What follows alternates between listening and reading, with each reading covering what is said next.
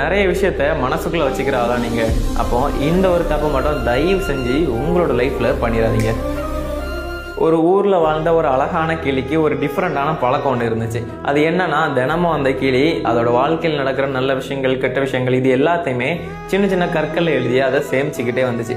அதோட மட்டும் இல்லாமல் அந்த கிளி தினமும் எங்கெல்லாம் போகுதோ அங்கெல்லாம் அந்த கற்களையும் ஒரு சின்ன பையில போட்டு எடுத்துட்டு போகிற பழக்கமும் இருந்துச்சு. ஆரம்பத்தில் இது நல்லா இருந்தாலும் ஒரு கட்டத்துக்கு மேலே அந்த பையும் கனமாக ஆரம்பிக்க கிளியோட வேகமும் கொஞ்சம் கொஞ்சமாக குறைய ஆரம்பிக்குது. ஒரு நாள் ஒரு அழகான மயில் அந்த கிளியை பார்த்து, ஏன் நீங்கள் எங்கே போனாலும் அந்த பையையும் உங்கள் கூடவே எடுத்துகிட்டு போகிறீங்கன்னு கேட்க, பதிலுக்கு அந்த கிளியும், என்னோட வாழ்க்கையில நடந்த எல்லா நிகழ்வுகளையும் நான் என் கூடவே வச்சுக்க விரும்புறேன், அப்போ தான் நான் எதையும் மறக்க மாட்டேன்னு சொல்ல, பதிலுக்கு அந்த மயில் சொன்ன வார்த்தை என்ன தெரியுமா? இன்னைக்கு நீ சுதந்திரமா பறக்கிறியா, இல்ல நேத்து நடந்த நிகழ்வுகளை உன்னோட முதுகுல சுமந்துகிட்டே பறக்கிறியான்னு கேட்டுச்சான்.